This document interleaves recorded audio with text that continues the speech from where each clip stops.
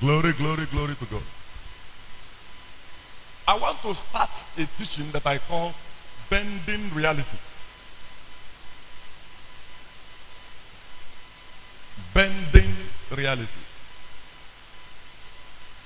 It will take me maybe 4.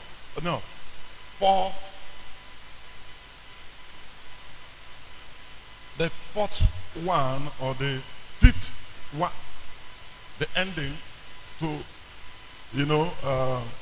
come to the things that will sound like the topic. So I'm going to be building it until I get there. Amen. Reality is what you perceive to be real. It's a product of personal interpretation. Reality is how you see things. It's how we see things. It's how people see things.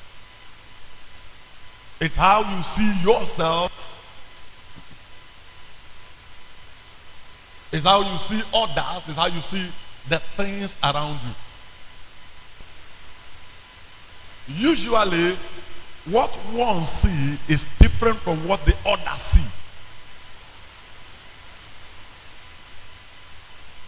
So, for us to work together, we have to come into alignment, agreement. That what I call a thing is the same thing you mean that the thing is. That when I speak, you will understand what I am saying and understand what I mean. Because I can be saying something and meaning something different. Like I told you, it is always the case in the Bible. People take most of the Bible words literally. But most of the time, the Bible is saying one thing and means another thing. So to gain understanding, you need to know what is said and know what is meant. What is meant. Hallelujah. Hallelujah.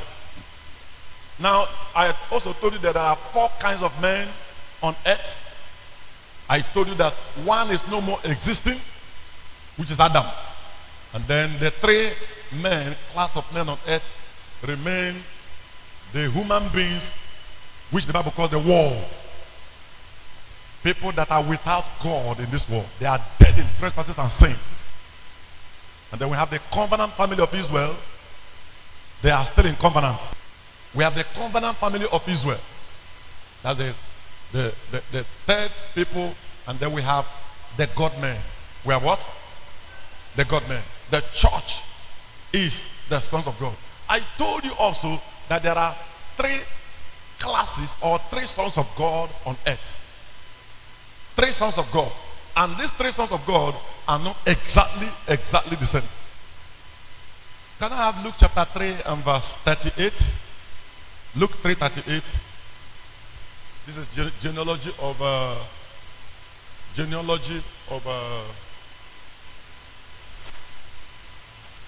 of Jesus. He was the son of Enos, which was the son of Seth, which was the son of Adam, who is the son of what? God. It's important to show you there are many places this in the Bible because people, theologians, don't believe that Adam is the son of God. Amen. Don't argue with the Bible. Instead, interpret it right. Hallelujah. Adam is the son of God. Adam is the son of God. Jesus is the son of God. Matthew 14:33. Jesus is the son of God. Then they that were in the ship came out and worshiped him, saying, of a truth, thou art the Son of God. Of the truth, thou art the Son of God. Matthew 16:16. Matthew 16:16.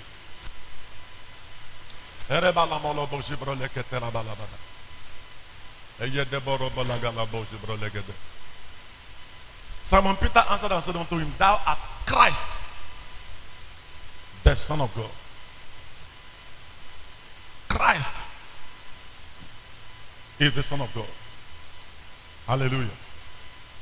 John 1:12. John 1:12. We are the Son of God. Can you see? There are 4 classes of people and 3 classes of sons of God. There are 4 classes of people and 3 classes of sons of God. We are, but as many as receive him, to them giving power to become sons of God, even to them that believe on his name. Amen.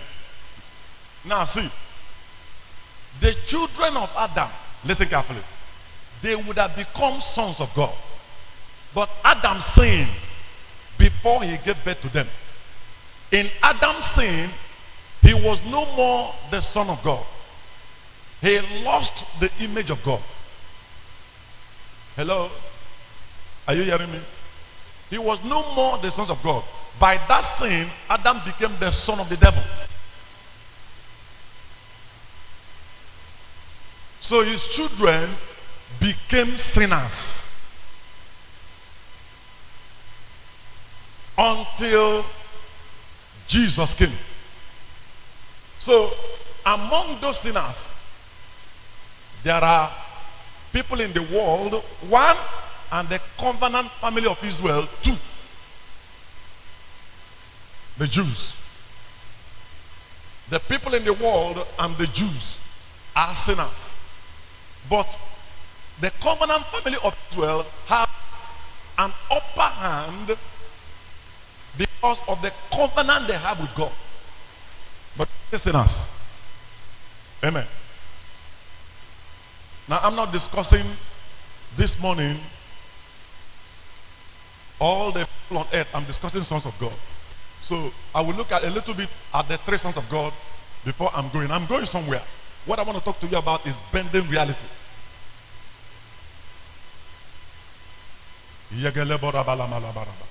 Now, the first Son of God, I have told you last week, does not have righteousness.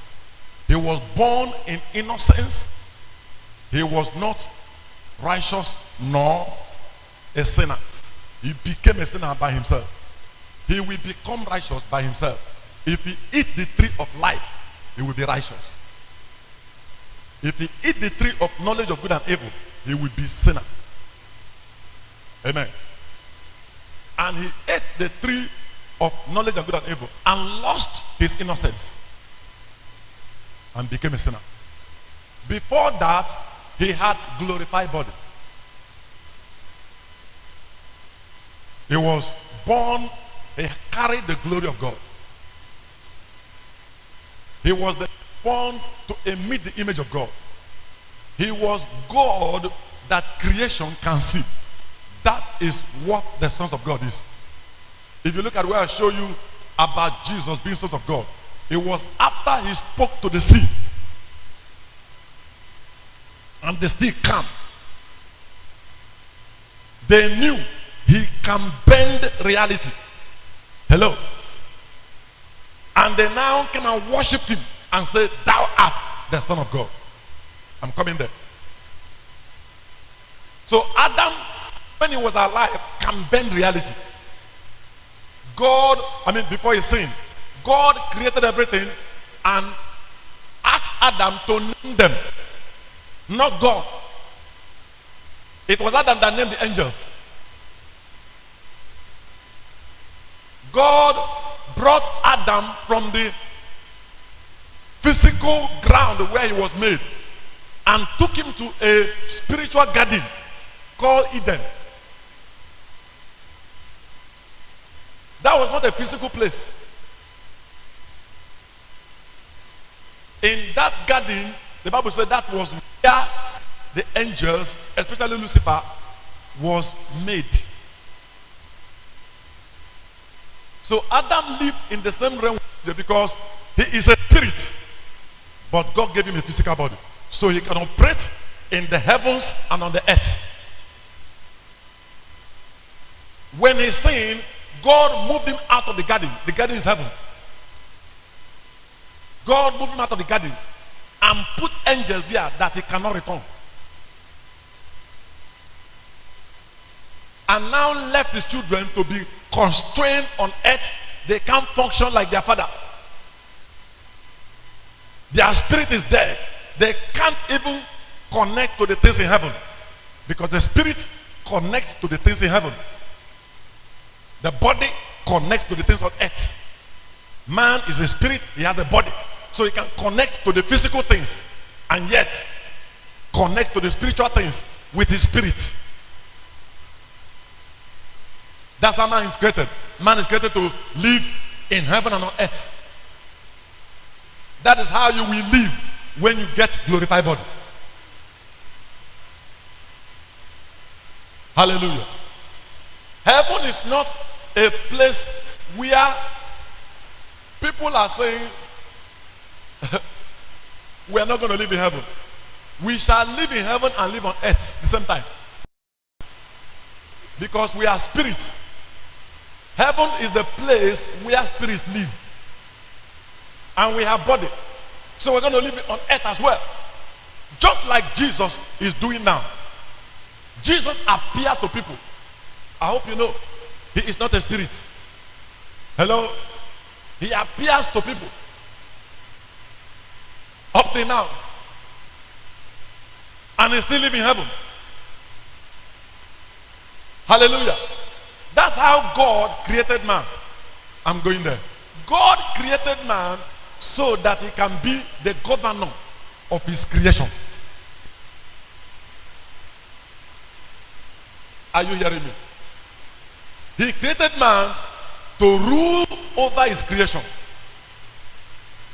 And the majority of God's creation is not on earth, it's in heaven. The real things God created are in heaven. He only brought down very few on earth and asked man to continue bringing them down. Are you hearing me? Hallelujah. So, after Adam failed and there were human beings, are you listening to me? And after that there are covenant families. Then from the covenant family, God came into creation.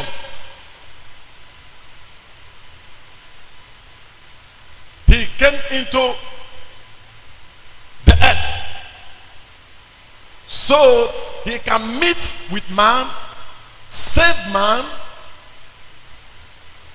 and see to it that everything he paid for, man got it.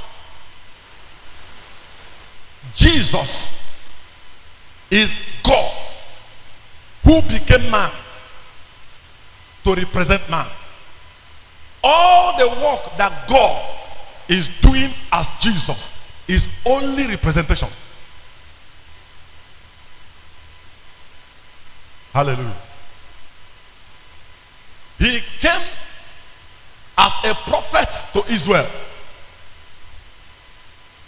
He came as the lamb to the whole world.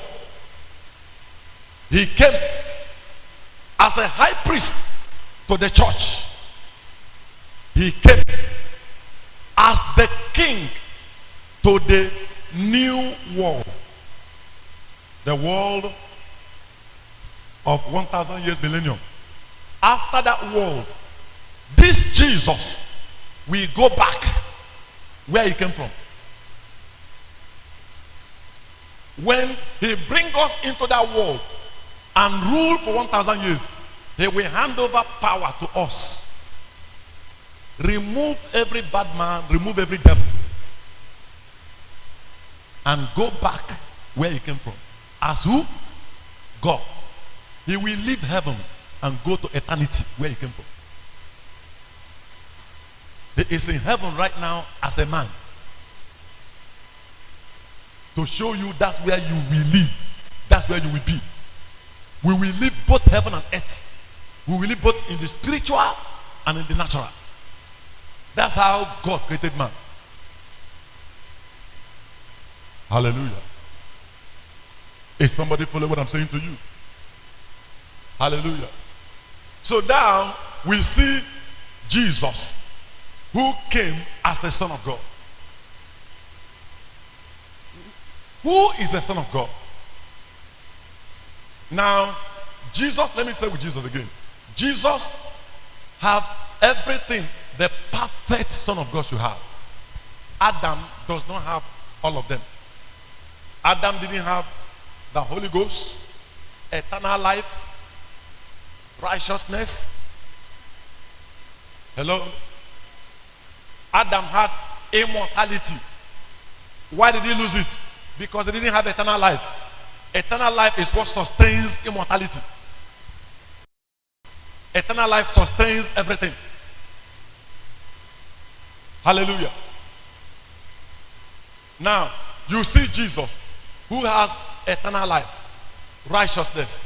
In fact, he has and he is immortality. Amen.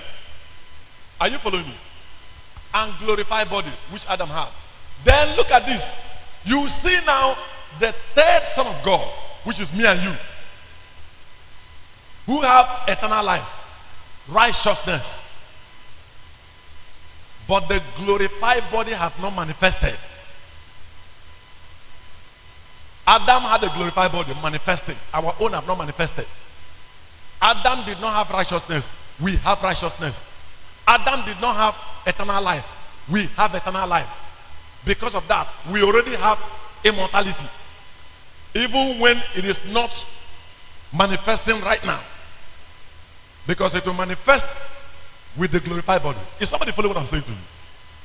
Now you need to know who you are. Why am I so stressful all the time about teaching about who you are? Because the way you see yourself determines how you will act.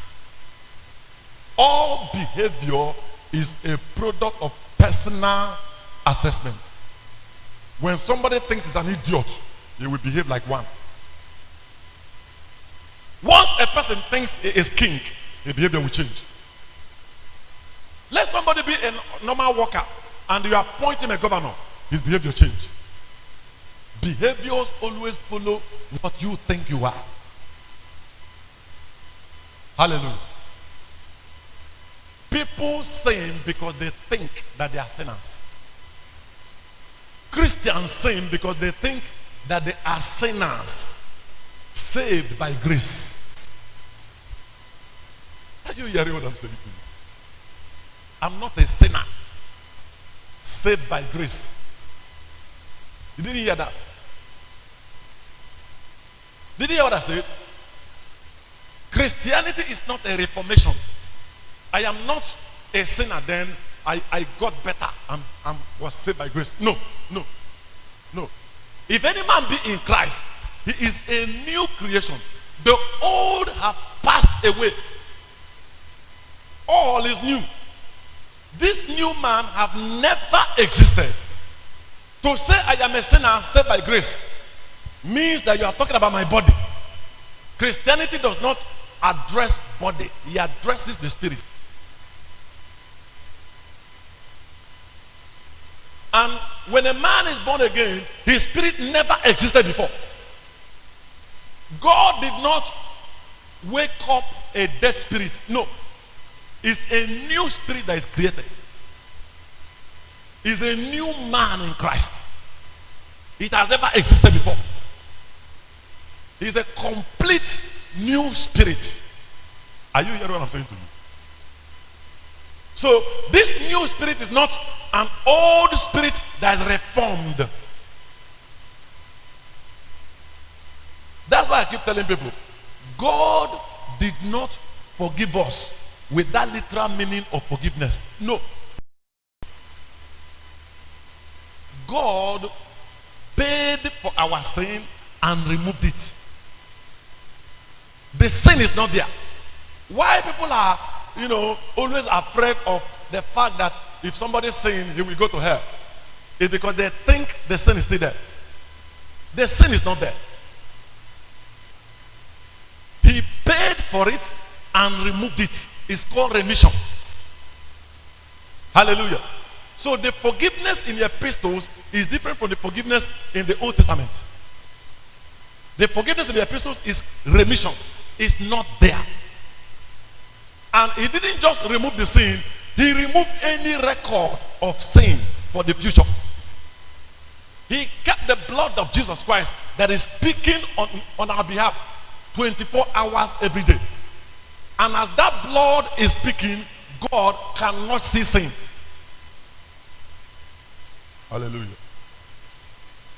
Hallelujah. This is so important to understand that.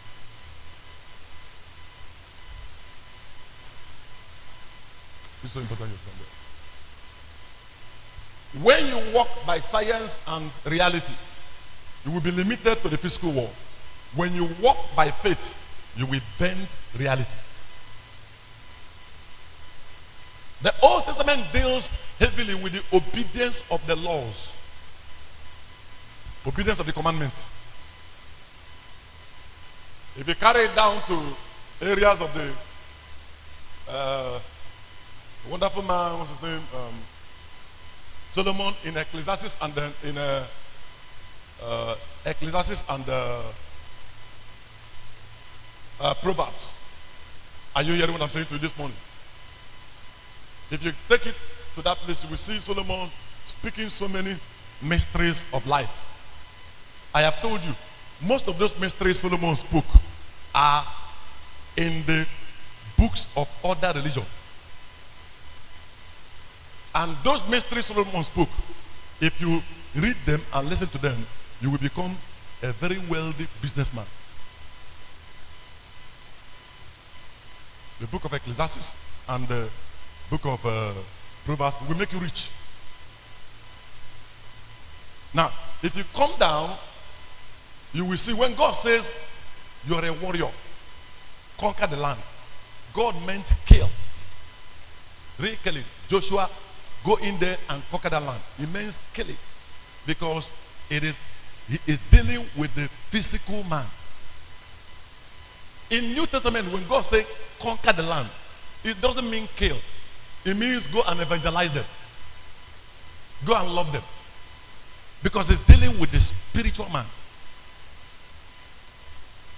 Are you hearing what I'm saying? You need to understand this disparity.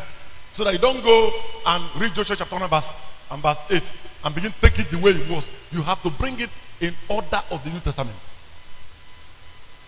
In order of Jesus Christ, who is the New Testament. I mean the risen Lord, not the walking Lord, not the prophet. Hallelujah. Not the prophet, but the lamb a little, and then the high priest. Hallelujah. We are going to be dealing with the king. His time has not come. Jesus as the king will start when he returns. Amen. Right now, the church is dealing with the high priest. Praise the Lord. Are you people following what I'm saying to you? Are you sure you're following what I'm saying to you? Because, you know, people, when you handle Bible as just take a scripture and keep preaching without understanding of this, you will use the same passage other people use and misinterpreting the Bible. I say something very, very dangerous. I said, if you don't see Jesus in the Bible, you are dealing with satanic verses. If you remove Jesus from the Bible, you are dealing with satanic verses and occultic book. Bible is a book that generates power. Supernatural power. Every supernatural power that will generate from the Bible, which is not tied to the suffering and the glorification of Jesus Christ, which is called Passion of Christ. Any power you get that doesn't come from power of Passion of Christ is occultic. So pastors open the Bible in the church and then read it and teach it and produce power, occultic power without knowing. And people just look at them and say they are pastors. They are agents. Either agents consciously or agents by ignorance. If it's not Jesus you are seeing in the Bible, and what you are doing is producing power, you are occultic. The Bible is a book written by Jesus, for Jesus. Hello. And then we go to the Bible to see Jesus, to believe him. The Bible has two words, which is called obedient of the commandments and obedient of faith. Romans 1:5. He said, by whom we have received grace and apostleship for the obedience to the faith among the nations. Let me have it in another place. Romans chapter 16:25.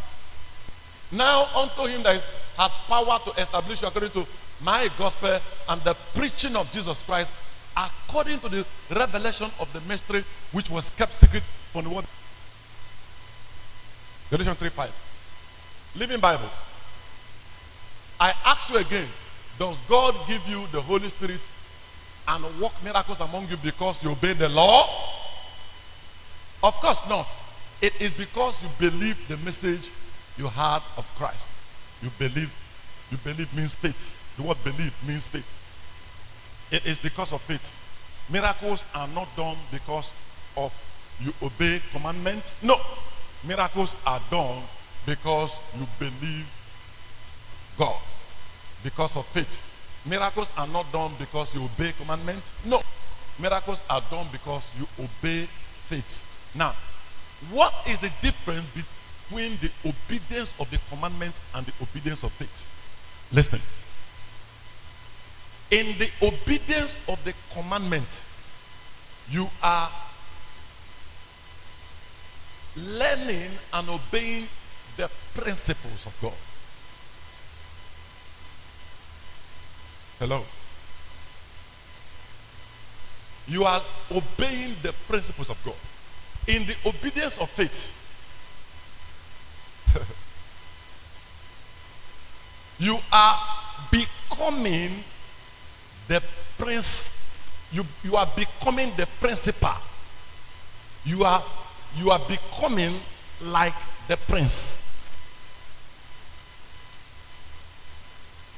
All the principles of God are pointing to the principal. All the laws are saying there is a lawgiver. Gravity is saying, somebody put me here. Thou shalt not fornicate is saying somebody made that law. Every law points to the lawgiver. If you obey the laws, listen carefully. If you obey the laws, you will get the benefits. But the man that is not born again, who is not the Son of God, cannot obey those laws. Cannot. It is impossible for anybody not born again to obey those laws. The Bible talks about 144,000 people that obeyed the commandment because they were given grace to obey it. You can't obey those laws without God powering you. You can't obey it as a human being. You can only obey them as a son of God. And I'm coming, I'm going to show you something. Because I'm telling you, I'm teaching bending reality. You can't obey those laws. And if you obey those laws, what you will get is success. If you obey those laws, you become successful. But that's not the plan of God. The plan of God is that you become a son of God. When you become a son of God, listen carefully. You don't obey those laws because the laws came from your father. You rule with those laws. See, listen carefully. The way the king sees the law, not the president. The president have only one arm of the government. The king has the three arms. The king have the three arms, and the king is the three arm. Do you understand what I'm saying? The king is the law and the lawgiver. The king is the law executor. Hallelujah. The king is the legislature. So the way the king sees the law is not the way his subjects sees the law. In a country, what you have is the president and his citizens. In a kingdom, what you have is the king and his subjects, not citizens. The king owns the people. Are you following? So he gives them laws. Now, our God is the king. The law does not affect the royal family at all. The king sees the law as what he gave people. He doesn't see the law as what he will obey. He gave the people the law to obey. He didn't put the law for himself to obey. Meanwhile, he cannot fail the law because he rules with the law. I will tell you what that means. Follow me carefully. Now, the son of the king, who can be called son of God now, the prince, he sees the law as what his father uses to rule. And he is ruling for the father. He does not obey the law like the subjects. He bends the law to suit his purpose.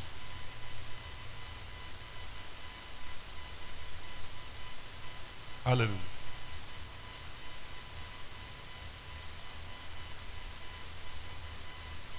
That's why Jesus is a priest.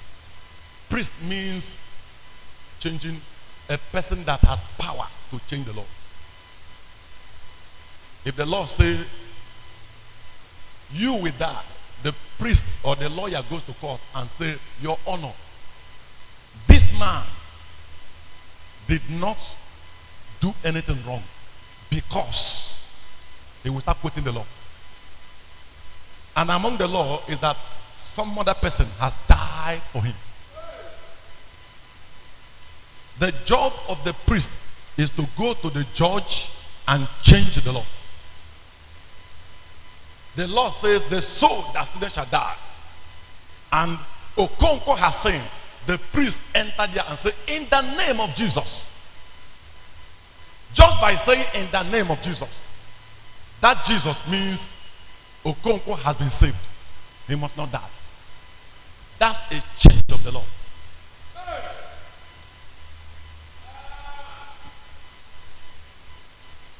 That's why in our kingdom, every one of us is a king, the one that rules with the law, and the priest, the one that changes the law.